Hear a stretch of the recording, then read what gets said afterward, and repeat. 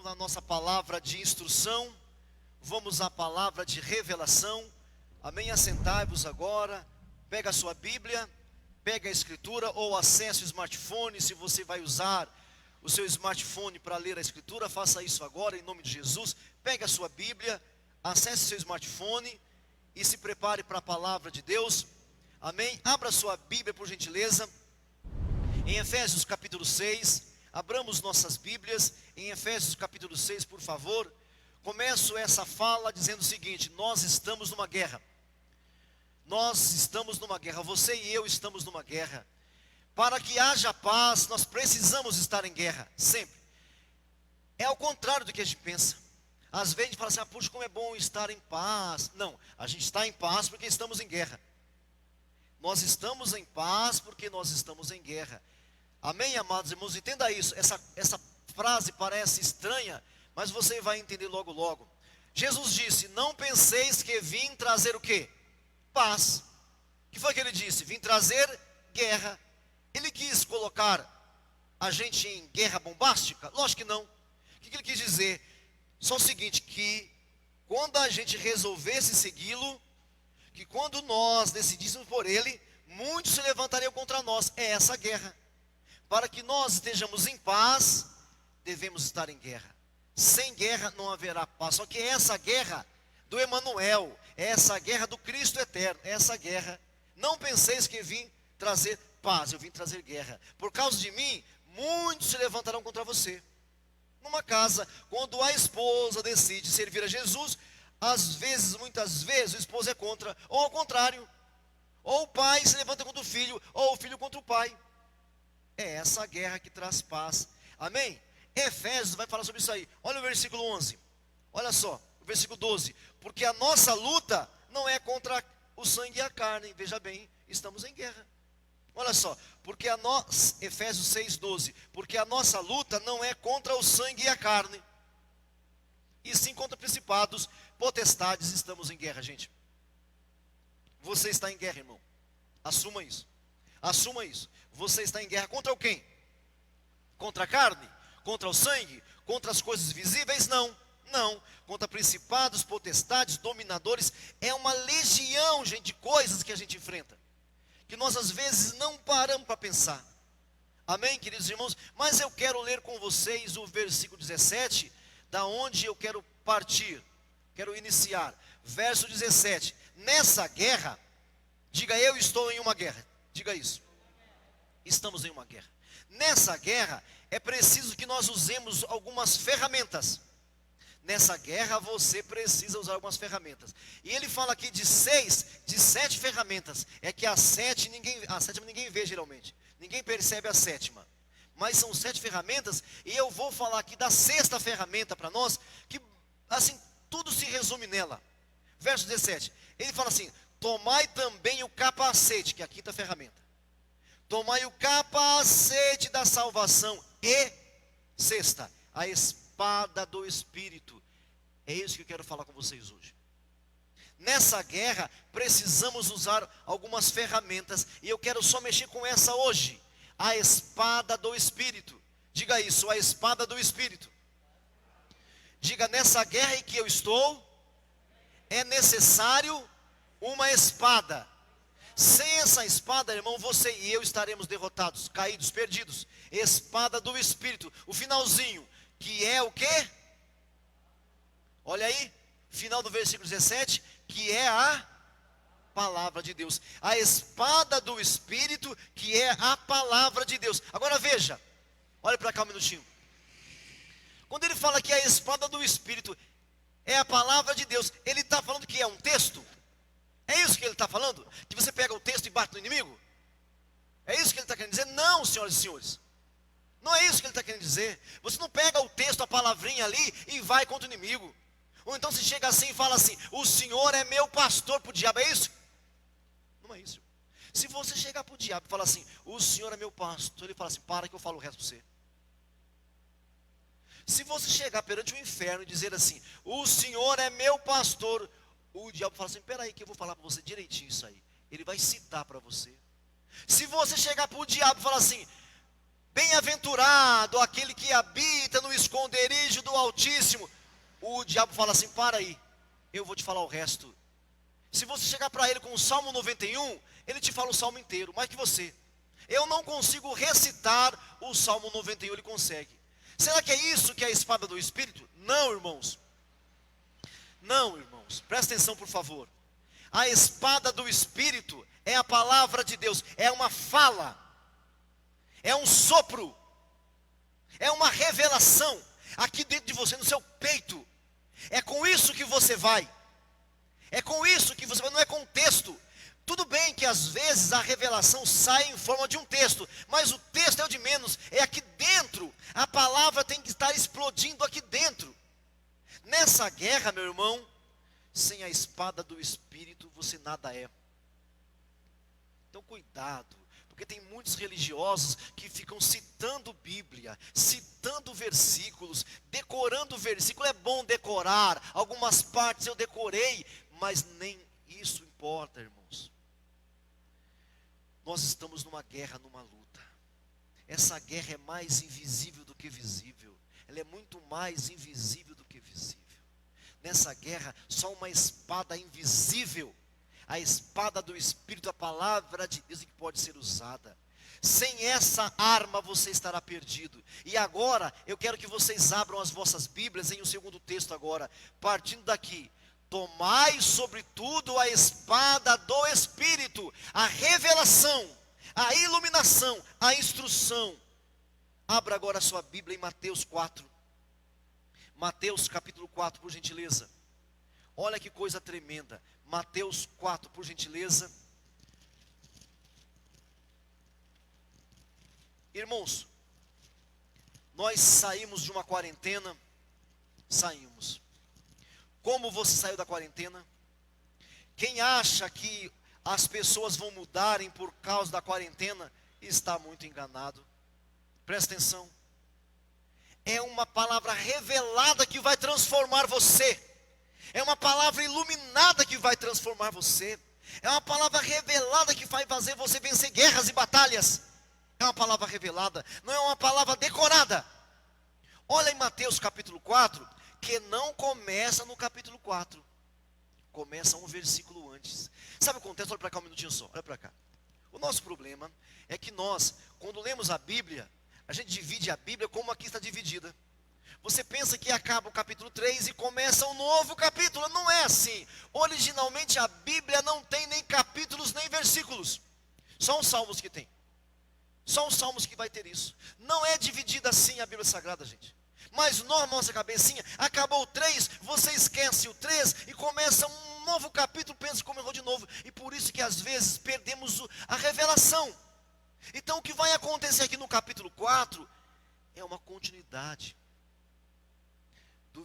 do capítulo 3, do versículo anterior. Quer ver só? Vamos ler o capítulo 4, eu volto já. Veja comigo aí. Olha só o capítulo 4. A seguir, Mateus 4:1, a seguir foi Jesus levado pelo Espírito ao deserto. Levado por quem, irmãos? Por quem, irmãos? Pelo Espírito Santo, sim ou não? Pelo Espírito Santo, foi levado ao deserto para ser tentado, provado pelo diabo. E depois de jejuar o quê? Uma quarentena. Depois de jejuar 40 dias e 40 noites, teve fome. Então o tentador, aproximando-se, disse: se tu és filho de Deus, mande que estas pedras se transformem em pães. Jesus, porém, respondeu: está escrito, nem só de pão viverá o homem, mas de toda a palavra que procede da boca de Deus. Amém, irmãos? Aqui está o relato. Agora presta atenção. Estamos em uma guerra. Quem acha que uma quarentena muda a pessoa, não muda. Uma revelação muda. Uma revelação muda. Gente, o dilúvio, diga o dilúvio. Gente, depois do dilúvio, menos de 100 anos depois, menos o dilúvio. Gente, aquele povo do dilúvio durou mais de 2000 anos. É que às vezes você pensa que é assim, Gênesis 1, 2, 3, 4, 5, 6, e você pensa que passou 100 anos. O dilúvio, aquela população pré-diluviana, durou mais de 2000 anos. É só você fazer as contas. Só o Matusalém viveu 900 e poucos anos. Simples assim. A gente pensa que o dilúvio ali, Deus fez o mundo, passou um mês, Deus ficou triste e acabou com todo mundo. Não. Só o Matusalém viveu 900 e poucos anos. Só o Matusalém. Perceberam então? Então foi um tempo todo. Agora veio o dilúvio. Sabe quantos foram salvos no dilúvio? 8 pessoas. 8 seres humanos foram salvos. Todos morreram. Gente, a humanidade inteira morreu. Salvou-se 8 pessoas só no dilúvio, gente. 8 pessoas só. O que nós podemos dizer? O que você poderia dizer? Ninguém mais vai fazer besteira, né? Ninguém mais vai se corromper. Um dilúvio, meu irmão. Foi um dilúvio, matou todo mundo. E não era pouca gente não, viu, irmãos? Era muita gente. Matou todo mundo. Alguém poderia falar assim, agora depois do dilúvio, ninguém mais vai errar contra o Senhor Deus. Todo mundo vai andar, né, Tiago? Pianinho, né? Vai andar na linha assim. Porque o dilúvio, né? Gente, 100 anos depois, a terra estava corrompidaça. Moisés tirou o povo do Egito, levou para Canaã. Antes de chegar em Canaã, Moisés ficou 40 dias longe do povo. 40 dias, o povo viu fogo, viu o mar se abrindo, viu a água sair da rocha, viu milagres o tempo inteiro. Aí Moisés saiu 40 dias, o povo ficou sem líderes 40 dias. Em 40 dias, eles se corromperam. 40 dias. Pandemia, epidemia não transforma ninguém. Só a revelação de Deus é que transforma a gente, meu irmão. E aconteceu muitas vezes, o Elias, por exemplo, o Elias, mesma coisa, 40 dias lá, na caverna, mesma coisa. É uma revelação. Olha para cá, presta atenção aqui. Jesus foi levado pelo Espírito para o deserto para ser tentado. Depois, você perguntaria assim, por que o diabo não veio antes, né? Porque todos nós, em 40 dias se corrompe. Presta atenção. Todo ser humano basta 40 dias para se corromper. Na verdade, basta 7 dias para se corromper. Qualquer ser humano. Então o diabo falou assim, bom, vamos esperar o cara ter fome, né? O Espírito levou Jesus para o deserto, lá está Jesus.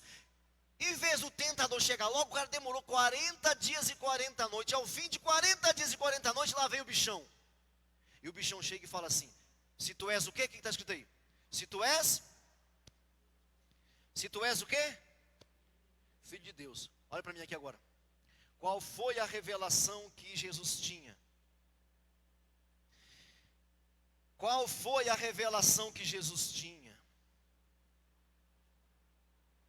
Será que ele teve a revelação de que a Bíblia é boa? Porque ele disse aí, está escrito aí no versículo 4, Jesus disse, está escrito o diabo. Será que foi isso que ele recebeu? Qual foi a revelação que Jesus tinha? O que foi que o diabo perguntou para ele? Verso 2. O que foi? Verso 3. O que foi que o diabo perguntou para Jesus? Se tu és o quê? Se tu és o quê? Filho de Deus. Essência de Deus. Chamado de Deus. Salvo por Deus. Perdoado por Deus. Foi isso que o diabo perguntou. E qual era a revelação que Jesus tinha? Verso 17 do capítulo 3.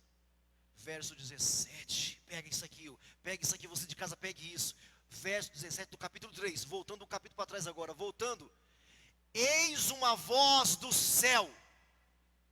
Não é eis uma literatura do céu, não. Não é eis uma decoreba, não. Eis uma voz do céu que dizia o quê? Este é o meu filho, este é o meu amado, este é o meu eleito. Este é em quem eu tenho prazer. Ei, você já teve essa revelação de que você é o amado, é o eleito, é o escolhido dele? Não pensa em ontem, não pensa no mês que vem, passado, não pensa no ano passado, pensa no começo da sua fé. Você ouviu que você é filho de Deus? Eu ouvi. Essa foi a revelação que Jesus teve e que todo cristão tem, só que esquece. Basta 40 dias. O diabo esperou 40 dias e chegou e falou o quê? Se você é, então você é o escolhidinho, então você é o queridinho, a queridinha Rose, então você é a queridinha de Deus, Antônio, o queridinho de Deus, então até você, então você é o filhinho escolhido, você é o amadinho escolhido. Se você é filho mesmo, transforme essas pedras em pães. Essa era a revelação que Jesus tinha. Você tem essa revelação, então você é incaível.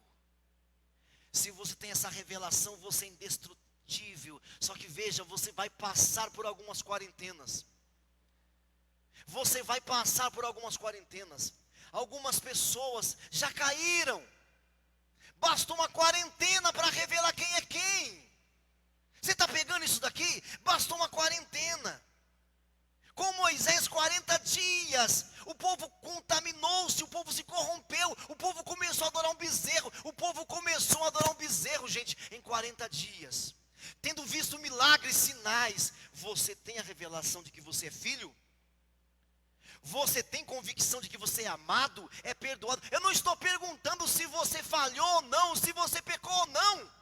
Não é isso que vem ao caso aqui. Porque muitos de nós falamos assim: ah, eu pequei, não sou filho. Ah, eu errei, não sou filha. Ah, eu cometi um erro, não sou filho. Não é isso. Você teve a revelação de que você é filho? Então não deixa uma quarentena falar o contrário. Fica na revelação. É a primeira tentação de Jesus. Se você pegar o final do versículo, aqui em Mateus e lá em Lucas, o diabo vai voltar com outras tentações. Mas a principal tentação é com relação à sua filiação. A principal tentação é com relação à sua convicção, pelo amor de Deus. Tem essa convicção: eu sou filha, eu sou filho, mesmo fraquinho, mesmo me esbarrando, mesmo me rastejando, eu sou filho. Não deixa o diabo tirar isso de você. Você não tem que provar para o diabo que você é. Você tem que falar: eu sou filho, porque Deus disse que eu sou filho. Está entendendo? Está pegando isso daqui, meu irmão? Bastou uma quarentena de dilúvio para o povo se corromper. Bastou uma quarentena mosaica para o povo se corromper. Bastou uma quarentena profética para o povo de Elias se corromper. Bastou uma quarentena dos juízes para os juízes se corromper. É a primeira fase. Você é filho, eu sou filho, nós somos filhos. Tenha isso em mente sempre. Tenha isso em mente. Se tu és o filho de Deus, vamos ver, então você é o queridinho, então você é a queridinha do papai, então o papai tem prazer em você. Aí você fala assim: não, eu pequei, eu falhei, eu cometi alguns delitos, eu cometi alguns pecados. Perdeu, irmão, você acabou de cair. Nunca pega convicção, rastejando, com um braço só, com a perna só, sem o olho, sem a boca, sem o ouvido, mas não perca a convicção, pelo amor de Deus. Pegaram isso? Pegaram isso? Nunca perca isso. Aparecerá outras tentações, outras provações, mas essa é do prezinho, essa é a do prezinho. E de vez em quando eu escuto gente: pastor, eu acho que nem salvo eu sou. Aí eu falo: oh, meu Deus do céu, me dá paciência, eu é que tenho que ser salvo por ele. Aí eu falo assim: esse dia eu cheguei para alguém e falei assim: eu tenho certeza por você que você é salvo. Eu tive que ter certeza pelo irmão: ô irmão, eu tenho certeza que você é filho da égua, você é salvo, esquisito. Basta uma quarentena, irmãos, para muitas pessoas perder a filiação. Não quero mais isso não, deixa isso para lá, não quero mais isso não. Se tu és o filho de Deus, transforma essas pedras em pães. Isso é a espada do Espírito. Essa é uma das espadas do Espírito. Então use-a. Essa é a espada do Espírito, use-a. Eu sou filho. Ou então: eu sou perdoado, eu fui justificado, eu fui fortalecido, eu sou de Deus. Não importa, como minha sogra dizia, eu vou para o céu nem que seja rastejando. Ela dizia isso. Eu não quero saber se eu no céu eu vou ter asa, se eu vou ter uma luz muito grande, não importa, mas eu vou para o céu, nem que seja para ser faxineira. Minha sogra dizia isso. Entendeu, meu amado? Curva sua cabeça, feche seus olhos, em nome de Jesus.